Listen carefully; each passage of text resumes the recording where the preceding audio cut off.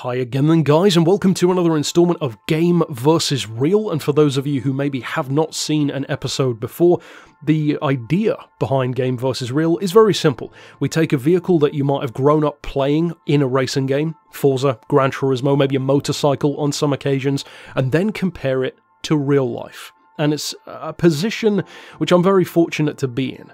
Not that many people get the chance to actually drive exotic cars, so I thought, well, let's put that to some use and compare my experience as a kid growing up to now as an adult being in the real cars. So if you are new to the series after watching this episode, I would strongly recommend hitting the link down in the description to watch the previous episodes. We've compared Test Drive Unlimited to real life with my Touareg, we've compared my Maserati to the one in Forza 4, the BMW i8 to Forza Horizon 4, and a couple of other games as well. And not only is this episode going to be Gran Turismo related with GT6, as you can see, the next couple of episodes are most likely going to be Gran Turismo related as well in the form of GT Sport. So stick around to the end of this video and you can actually tell me what the next episode will be, or what you would like it to be, out of two possible choices. Now we'll get to that in due time, of course. For this occasion I'm comparing the second of two Mercedes models that I drove on the same day. And of course, previously I talked about the C32 AMG in Forza Motorsport 7.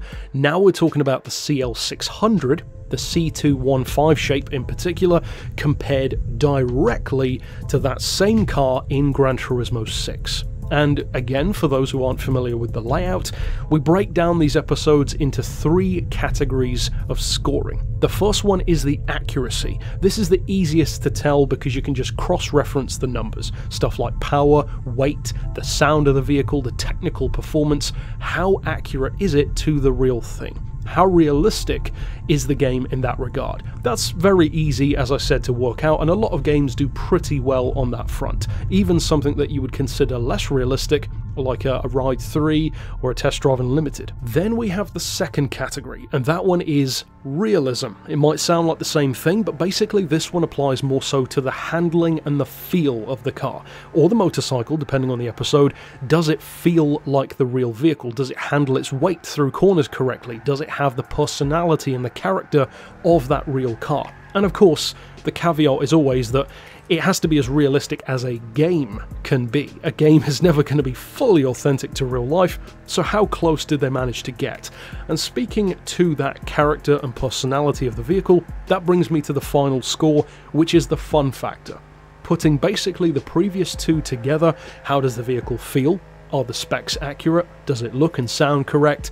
Altogether, do they manage to capture the spirit of that vehicle in the game? And it's that category in particular which is very important, because it means that if you are a younger person who maybe can't drive yet, or maybe you're a little bit older and just haven't driven some of these vehicles in real life, but you have the games, well, you can rest easy knowing that that particular vehicle or motorcycle, car or bike, feels accurate or not accurate in a game. It's a cool thing to know, and it kind of adds to the immersion and the fun factor of these various racing games that many of us enjoy. So let's get into GT6. This is the first time we've talked about Gran Turismo in the series, if I recall correctly, and of course we're starting with a pretty interesting vehicle. Not a car which many people would consider a fan favourite, the CL600. I've always liked the car. It's one of the reasons why I wanted to review the real thing. So first of all, let's talk accuracy. Well, of course, accuracy does include the visuals as well, not just graphics, but more importantly, proportions. Does the car look and have the shape and the size that it should? Are the headlights ridiculously big? Is the roof too low? That kind of stuff. Well, in this regard, Gran Turismo is always going to do pretty well, even in the older games, in fact. Even in Gran Turismo 2, you can tell what all the cars are supposed to be, even with PlayStation 1 graphics, because Polyphony have always done a great job of mirroring the look of a car into a game. And there are some iffy or glitchy things here and there, but for the most part they are very, very good at that. Well, when it comes to the CL600, once again they've done a fantastic job. Now the caveat to that is that it's not a premium, so it just has a black interior. The graphics aren't that great. It's more like, Gran Turismo 4 kind of era graphics on the PS2 ported over to the PS3. So I'm not going to demerit its score because of that, because again, the PS1 in something like Gran Turismo 2 doesn't hold up graphics-wise as well as it would, you know, compared to a new game, but that doesn't mean it's bad. It could still be really good for its time. So for me, I would say that the graphics are not a drawback because the proportions of the car look spot on. It does look exactly like the real thing, and in terms of the spec, actually they've done a great job. The power, the weight, the torque, across the board, it's very good. In fact, the only discrepancy that I could find was a kind of irrelevant one really, because you can't tell that much of a difference in the game, but it's that the peak power and torque figures are slightly off compared to the RPM that the real car seems to get those figures at. So the RPM in the game is a little bit lower than it should be compared to real life for peak power and peak torque. Not RPM, just the peak levels. Again, you can't really feel that in the game though, so it doesn't matter too much. Of course, in the real world that would matter more, but not in a game. You know, you never even notice that at all in the game, so it's pretty easy actually. I'm giving it a 5 out of 5 for accuracy. It is very impressive. The proportions, the visuals in general, the spec, very, very good to real life. And of course the weight will change with a lot of these cars that had US, EU, and maybe even Asian market versions. Even when it comes to that, they got it spot on. Next up then we have the realism. Does this car feel as accurate as it could to a real CL600? It's a big, very heavy coupe, essentially a two-door version of the S-Class of course, with that big but relatively lazy V12. It's more of a Rolls-Royce kind of V12, designed more for comfort and effortless power and torque, rather than to be loud like a Zonda or something like that. It's not even a full-on AMG technically, so how does it fare? Well, for this one, I'm actually going to give it a 4 out of 5. And the reason is, they get the feeling of weight correct. They actually do a really good job as well, especially with GT6's now outdated physics, of getting the relatively neutral suspension feel of the CL600 through corners, because although it is a very big, you know, borderline 2-ton coupe, it could easily be really wallowy, kind of, you know, 50s American kind of car feel with big leaf spring suspension and that kind of soft land yacht vibe. It doesn't feel like that in real life, and it shouldn't in the game. And the good thing about GT6's physics, which for some other cars probably wouldn't be this accurate, for this car they are, because that stiffer feel is actually more accurate to real life. And this is one of the interesting things about game versus real, because you can take a game with the same physics and take two different vehicles within that game. One could feel great and the other could feel totally wrong just because the physics happen to line up with a certain car.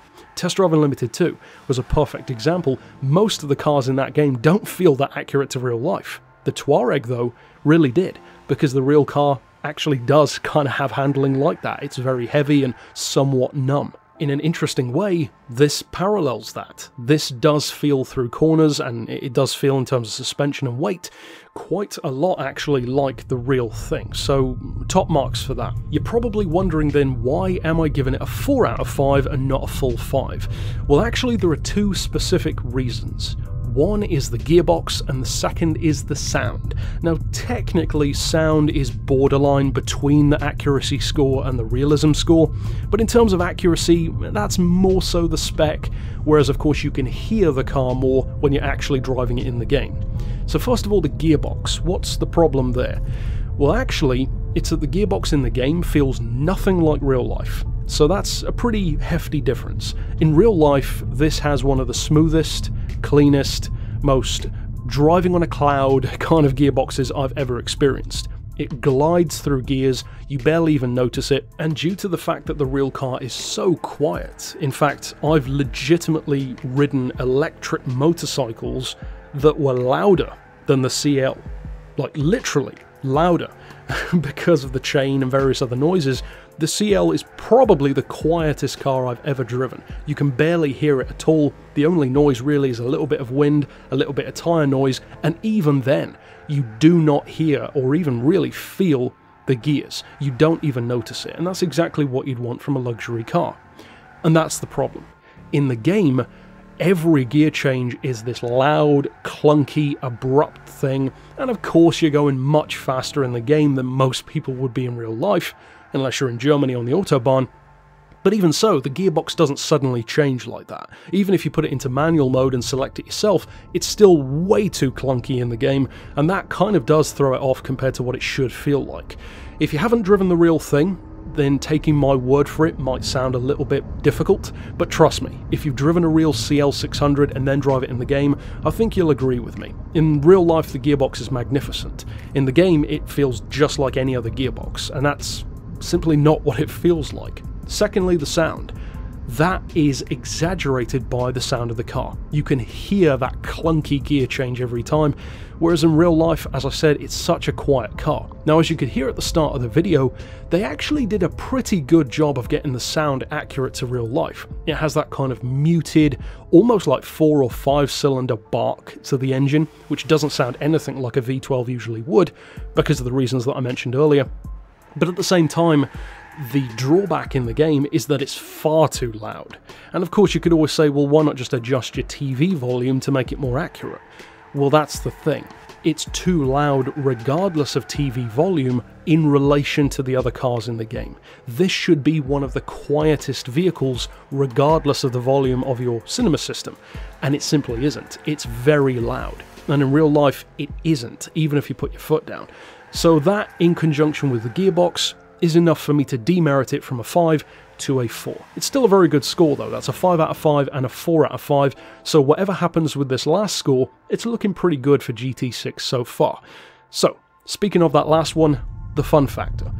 Does that combination of everything that I've said do a good enough job to give it a decent score? Does it feel like the real car enough? Does it have the personality, the character, the fun factor? Well, in this regard, I'm giving it another good score, another 4 out of 5 in fact, so very impressive scores across the board for GT6, possibly better than you might have been expecting, given that GT6 sometimes gets some negative comments over time compared to the physics of GT Sport, but the reason why I'm giving it a 4 out of 5 is because they get so many things right. The visuals are spot on. The proportions are spot on. The sound is good, albeit too loud. The performance is good. The handling, the shifting of the weight, the smoothness and kind of lack of body roll that the suspension gives the car is deceptively good in real life, and they do a good job of having that transfer into the game as well. So again, why a 4 out of 5? Well, the reason why is because of something that's similar to the past reason. Because we've got the gearbox being too loud and abrupt and clunky. The sound, or rather the volume of the car, is too loud in comparison to others, and now the third thing factors in here as well, and that is the real CL600 glides down the street. There is no other word for it. That is what it feels like. It's one of the most comfortable, most luxurious feeling cars you could possibly be in, and it holds up to its age remarkably well. It's around 20 years old, it still feels incredible, more comfortable than a lot of cars that have come out now in fact, even more expensive ones, and I'm speaking from experience there. However, they don't get that at all in the game. So technically, you could make a justified argument for giving it a lower score than a 4 out of 5, but the reason why I am is because they get so many things right with this. As I said, the spec, the graphics, the sound, the performance, it's just these few little things that throw it off compared to what makes the real car feel so good. The gearbox should glide and be much smoother, likewise with the feel of the handling and the suspension.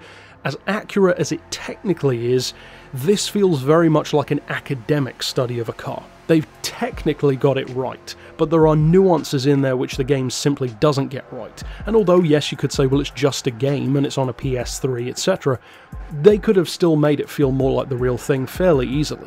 They could have made the gear changes smoother, they could have made the sound a little bit more muted, and they could have made the suspension glide a little bit more. So I'm not talking about stuff that can't be done. It's not exactly radical stuff that I'm talking about here.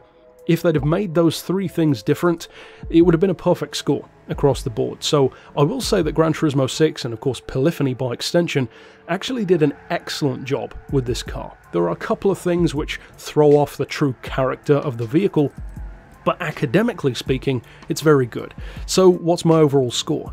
Well, if you compare it to previous episodes, including of course Test Drive Unlimited 2, which has an incredibly high score, far higher than you'd think, I'm actually going to carry that over to this one as well, because the Mercedes CL600 in Gran Turismo 6 I'm giving an A, because it compares very well to real life, and despite those drawbacks, a 5 out of 5, a 4 out of 5, and another 4 out of 5 is more than enough for me to comfortably give it an A. So you can rest easy knowing that if you want to drive the car in the game, it gives you a pretty good feel of how the real thing behaves. I would say, in terms of accuracy, I would give it somewhere between an 80 and 90% realism factor. There's those few things that could have been done better. So when you do drive the car in the game, imagine the gear changes being a little bit less notable, imagine the volume being a little bit lower, and imagine the suspension just kind of gliding over the bumps a little bit more than it does in the game. If you imagine that, then you've pretty much got a spot-on CL600, because apart from that, they did a pretty great job. Overall though, that's it for this installment. Of course, as I said, if you haven't checked out this series before, be sure to click here on screen to see the other episodes. And as I said, I want you to tell me down below, which car would you like the next episode to be? Either the 1990s Toyota Supra or the Aston Martin Vantage, both of which will be in GT Sport. So tell me which one you want next down below, and until next time I'll see you then. But for now, as always, thanks for watching.